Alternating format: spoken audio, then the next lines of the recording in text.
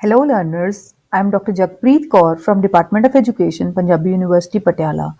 Welcome to this session on the concept and theory of gender. After going through this video, you'll be able to explain the concept of gender and sex. You will be able to understand the difference between gender and sex along with the construct of transgender. The concept of gender refers to the roles and responsibilities of men and women that are created in our families, our societies, and our cultures. The concept of gender also includes the expectations held about the characteristics, aptitudes, and likely behaviors of both women and men. Gender roles and expectations are learned by the individuals. They can change over time and they vary within and between cultures. Systems of social differentiation, such as political status, class, ethnicity, physical and mental disability, age, and more, modify gender roles. The concept of gender is important because, applied to social analysis, it reveals how women's subordination or men's domination is being socially constructed. As indicated by World Health Organization, gender is utilized to depict the characteristics, qualities and duties of women and men, boys and girls which are socially built. Gender is identified with how we are seen and anticipated that would think and go about as women and men in light of the manner in which society is sorted out, not on account of our biological contrast. The concept of gender implies a rejection of the underlying biological distinction in the word sex and in the expression sexual inequality, which appears as an ideological alibi for maintaining domination, the alibi of nature. Women are no more part of nature and no less part of culture than men. Grouping together all the differences identified between men and women, be they individual differences, differences in social roles, or cultural representations, that is, the grouping together of all that is variable and socially determined. The known homogeneous nature of the category of women, which is transcended by differences of class, ethnicity, and age. The basic asymmetry and hierarchy between both groups, sexes, and genders, one of them dominating and the other dominated, which is the basis of male power. Next is the context and rationale of gender. The term gender is being used as a grammatical term since the 14th century. It represents the classes of things assigned as manly, womanly, or neuter in some terminologies. The conventional idea of gender was referred to as the predicament of being male or female, that is regularly utilized with reference to social and cultural contrasts as opposed to biological views. Gender, in like manner use, refers to the contrast among people. Encyclopedia Britannica noticed that gender character is a person's view as being male or female, as differentiated from real biological sex. The word gender originated from the Middle English gender. Gender was borrowed from Anglo-Norman and Middle French gender. This thus originated from Latin family. The two words signify kind, type, or sort. The context and rationale, according to Kishore 2006, he observed three main parts of gender, namely, gender is not value neutral. Secondly, gender includes contrast in power, both capacity to and control over. Third, gender is not static or permanent. The first part of gender is not value neutral. It indicates that the duties, rights, and commitments designated to each sex are distinctive as well as unequal, with male duties and rights by and large being more esteemed than their female counterparts. Secondly, gender includes contrast in power, both capacity to and control over. The idea of capacity to refers to rights by virtue of law, access to assets, and quest for learning and individual objectives across most spaces of human working, including familial, social, and institutional areas. Capacity over refers to the authority over the social and family unit assets and choices. religious philosophy, and upon one's own body. Generally, men possess greater power than women, even tend to have control over women. Third is gender is not static or permanent. Being socially developed, gender roles, rights, and desires keep on changing over a period of time and keep on evolving as per the societal needs, opportunities, and traditions of a particular geographical area. Next is the classification of constructs of gender. The construction of gender are classified as follow: social frames of gender, psychological constructs, then the cultural constructs. As per the social frames of gender, gender is a procedure, stratification framework, and structure. Gender as a procedure refers to the everyday communications that strengthen gender as alternate extremes for precedents, discussions, customs of everyday life, views, and so on. Stratification refers that men as having more status and power than women. Women are treated as other and contrasted with men. The structure perspective means that gender splits work in the home and workplace. It legitimates those in power and sorts out sexuality and emotional life. For example, consider the gender differences in pay across the world. Males are in general paid more than the females across the countries. They are provided with more sexual and social opportunity and they have an upper hand than their female counterparts. There can be variations across race, class, sexuality, and other financial measures, though one can observe such gender differences at the national as well as international level. Second are the psychological constructs of gender. If gender were really a socially built concept, it should be moldable and influenced by culture and society. However, various types of arguments demonstrate otherwise.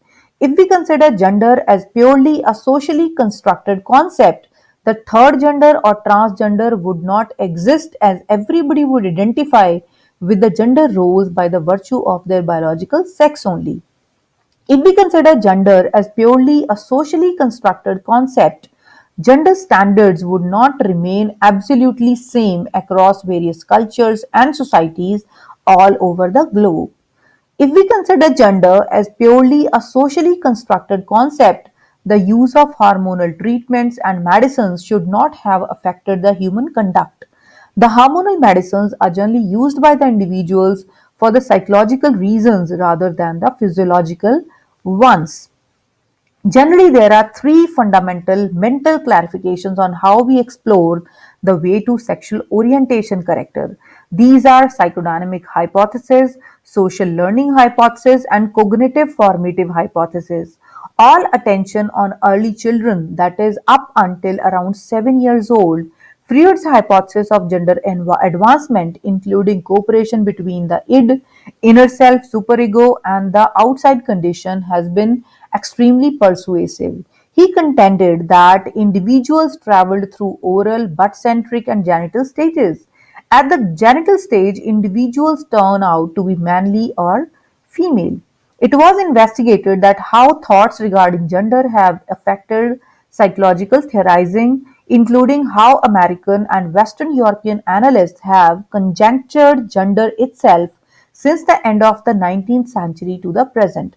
The complex nature of connection between sex and gender itself has turned into a piece of intellectual history within the mid to second half of the 20th century.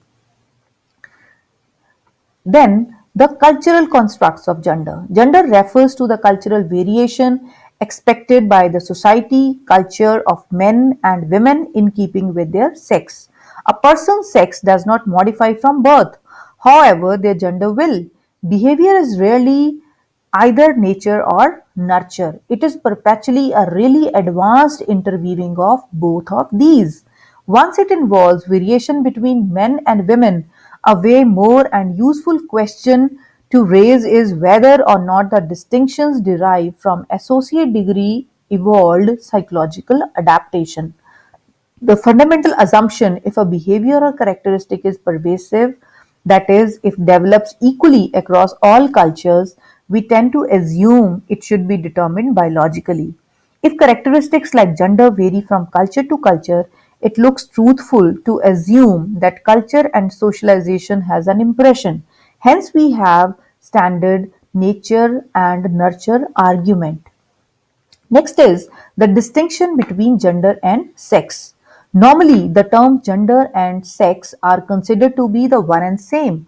However, they are two different terms. Generally, the sex of an individual is a biological characteristic. However, gender is not determined biologically just on the basis of the sexual features of being male or female. Rather, gender is constructed socially and includes the roles, rights, and duties that are expected from them by virtue of their biological sex. Women has always been the main focus of gender issues. Also, the man women relationship, their roles, access to, and management of the resources, division of labor, interest, and desires have also been a major gender issue of importance. Then, there are diverse views of gender. The term gender represents the social and cultural role that every sex is expected to perform in any society. Gender roles differ across various societies and cultures. It is not only the hereditary and genetics only which govern these sex variations. Individuals develop gender roles in response to their interactions with the family, the media, peers, and education. The World Health Organization refers to gender as a social construct that includes the socially made characteristics of men and women, such as norms, roles, and relationships, which vary from society to society and may be modified over a period of time. There are diverse views of gender. Gender may be considered to begin with the assignment of one sex, but that is not its end. Gender of any person is the complicated interrelation between the following three dimensions, that is, body, identity, and expression. First is the view of body. It refers to one's body, one's own understanding of the body, the way society genders the bodies, and how others perceive based on one's body. Second is the basis of identity. It indicates that the one's own deep internal sense of self as being male, female, or a mix of each or neither. It refers to one's self perception, who we internally understand ourselves to be. Third is the view of expression. Every individual has a tendency to identify his or her own gender with respect to the world around him or her. It refers to the way the society, culture, community, and family perceive that person. Prevalent gender roles within the society and the way society uses those roles further determine this expression. Next term is the sex. Sex generally indicates the biological variations. The sex variations between male and female are anatomical and physiological in nature. The term sex is related to biological variations. For an example, male and female reproductive organs, both internal and external, are completely different. Similarly, the amount and kinds of hormones in male and female bodies are also completely different. The sex of an individual is determined by the genetic factors. It is important to understand these distinctions, that what are we discussing about is not gender but it is sex. These two are generally confused by the individuals, though are not one and the same thing. Sex refers to biological variations between male and female, with the chromosome setup double X for females and XY for the males. But gender is not determined by biological sex, nor does it determine one's sexuality. Sex organs generally develop from 6 to 12 weeks of pregnancy. However, the brain develops by around 8 weeks into the pregnancy. It may support the fact that it is because of this mismatch in development that some individuals are born as trans and others as cis. According to Merriam-Webster Dictionary, sex is either of the two major forms of individuals that occur in many species and that are distinguished respectively as female or male, especially on the basis of their reproductive organs and structures. Next, we have the tabular distinction between sex and gender. As per the definition, sex is biological difference and gender is the social difference. Sex is biological or cosmological, and gender is social, not natural. Gender refers to physiological characteristics, and gender refers to social and cultural expectations and actions. Gender refers to the change since gender identity is determined by the society. Sex is difficult to change when born as male or female. Sex, the aspect of role throughout the history and across cultures, sex differences exist. At different times in history and in different societies, gender roles are different. Policies respond to sex differences in areas to do with the physical body, and policies can respond to gender stereotype and traditional gender roles. Gender is completely different than sexual orientation. One final distinction to create is that the distinction between gender and sexual orientation, which typically incorrectly thought to be identical issue. However, gender and sexual orientation are two distinct aspects of our identity. Gender is personal, how we tend to see ourselves, whereas sexual orientation is social, who we look physically, emotionally, or romantically attracted to. Futuristic perspective of gender. Gender diversity has existed throughout history and all over the planet. One among the foremost basic aspects of a person's identity, gender deeply influences each a part of one's life. Wherever this significant side of self is narrowly outlined and stiffly enforced, people who exist outside of its norms face different type of challenges. Even people who vary slightly from the norm will become targets of disapproval. This does not need to be the case, though a thoughtful view of the distinctiveness and validity of each person's experiences of self, we will develop bigger acceptance for all. Not solely can this increase a wider inclusion for people who challenge the norms of gender, it will produce an avenue for all to totally explore and celebrate who they are. So, next is the construct of transgender. Transgender is an umbrella term bearing on people who do not establish with the sex class appointed to them at birth or whose identity or behavior falls outside of conventional gender norms. The term transgender encompasses a various array of gender identities and expressions, as well as identities that work at intervals, a female or male classification, and people that don't. Transgender is not identical as intersex, which refers to biological variation in sex characteristics, as well as chromosomes, gonads, or privates that do not permit a person to be clearly known as female or male at birth. Transgender is the state of one's gender identity or gender expression not matching with one's appointed sex. Transgender is freelance of sexual orientation. Transgender individuals might establish as heterosexual, homosexual, bisexual, etc. Some might contemplate standard sexual orientation labels inadequate or irrelevant to them. The definition of transgender includes denoting or relating an individual whose sense of personal identity and gender does not correspond with their birth sex.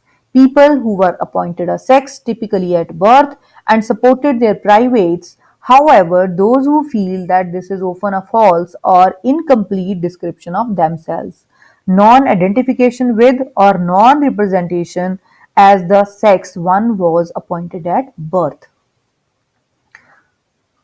So these are the various references that you can further consult. So in this session, we have discussed the concept of gender, sex, then we have elaborated upon the difference between gender and sex along with the construct of transgender. Hope you find this video useful to you. Thank you.